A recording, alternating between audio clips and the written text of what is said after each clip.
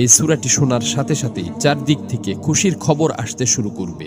এই সূরাটি মূলত তারাই শুনবেন যারা খুবই অভাবে আছেন, কষ্টে আছেন, কোনোভাবেই যাদের মনের আশা পূরণ হচ্ছে না, যারা গরিবি দূর করতে চান, ঋণ পরিশোধ করতে চান, এবং যারা চাকরি হারিয়ে দিশেহারা হয়ে পড়েছেন, কোনোভাবেই কোনো মাধ্যম খুঁজে পাচ্ছেন না।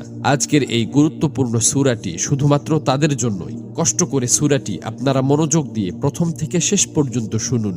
ইনশাআল্লাহ এই সূরাটি শোনার উসিলায় আপনাদের সকল অভাব অনটন গায়েব থেকে দূর হয়ে যাবে, সকল ঋণ পরিশোধের ব্যবস্থা হয়ে যাবে, মনের সকল অপূর্ণ আশা আকাঙ্ক্ষাগুলো পূরণ হয়ে যাবে। আপনি যা চাইবেন সাথে সাথে তাই কবুল হবে ইনশাআল্লাহ।